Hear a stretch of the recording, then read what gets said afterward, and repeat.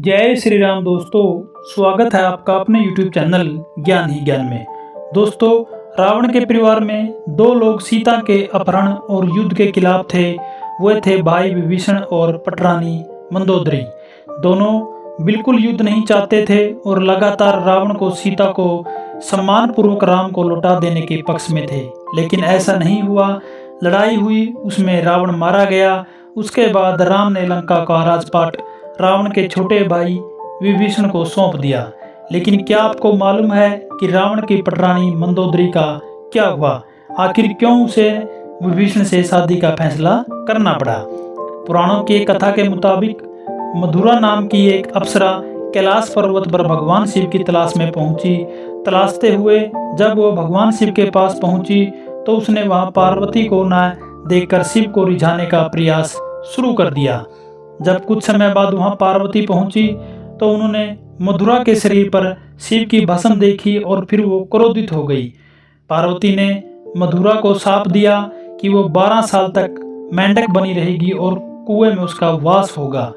मधुरा को अपनी गलती की कीमत चुकानी पड़ी और असहाय कष्टदायक का जीवन शुरू हो गया। राजा मायासुर ने शापित अप्सरा मधुरा के बेटी के रूप में स्वीकार कर लिया। उसे वो महल ले आए, उसे मंदोदरी का नाम दिया। मंदोदरी अत्यंत रूपवान और धार्मिक महिला थी। इस तरह मधुरा मंदोदरी बनी। दूसरी कथा के अनुसार जिस समय ये सारी घटनाएं घट रही थी, उसी समय कैलाश पर असुर राजा मायासुर अपनी पत्नी के साथ तपस्या कर रहे थे। दोनों एक बेटी की कामना के लिए तपस्या कर रहे थे। 12 वर्षों तक दोनों तप कर रहे थे। इधर मधुरा के शाप के कारण जब अंत हुआ तो वह कुएं में ही रोने लगी। सौभाग्य से असुर राज और उनकी पत्नी दोनों कुएं के नजदीक ही तपस्या में लीन थे। जब उन्होंने रोने की आवाज सुनी तो वो कुएं के पास गए। वहां उन्हें मधुरा दिखाई दी और पूरी कहानी मधुरा ने उन्हें बताई। असुर राज ने तपस्या छोड़कर मधुरा को ही अपनी बेटी मान लिया। मधुरा का नाम बदलकर मंदोदरी कर दिया गया। असुर राज के महल में मंदोदरी को राजकुमारी का जीवन मिला। वो अपनी नई जिंदगी में बेहद खुश थी। लेकिन इसी बीच उसकी जिंदगी में रावण की एंट्री हुई।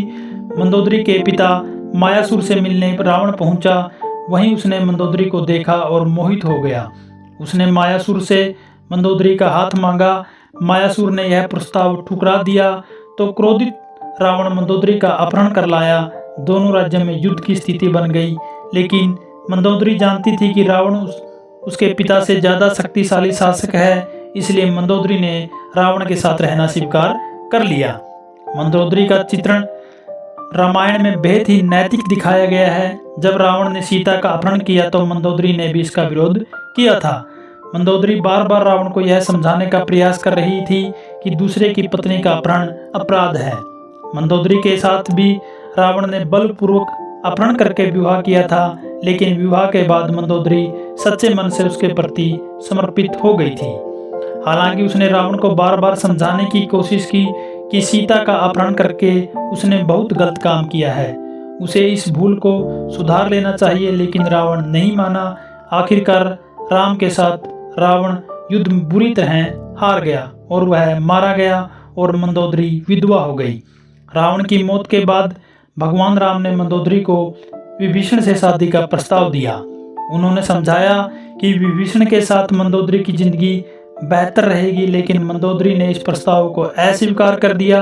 कहा जाता है इसके बाद एक बार फिर भगवान राम सीता और हनुमान के साथ मंदोदरी को समझाने पहुंचे।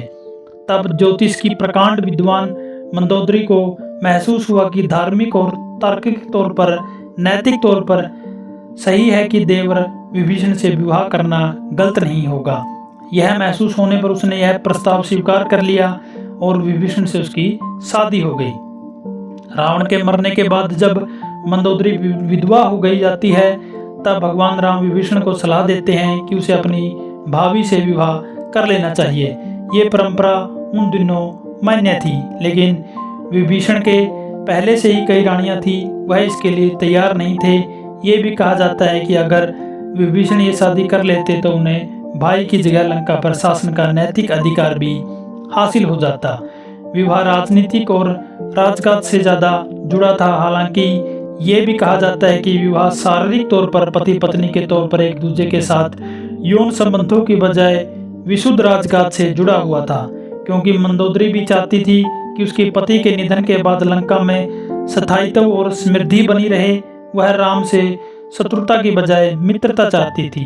रावण की मृत्यु के लिए उसने राम को कभी जिम्मेदार नहीं ठहराया।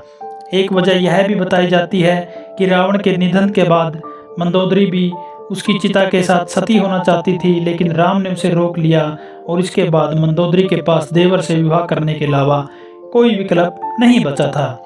जय श्री राम दोस्तों।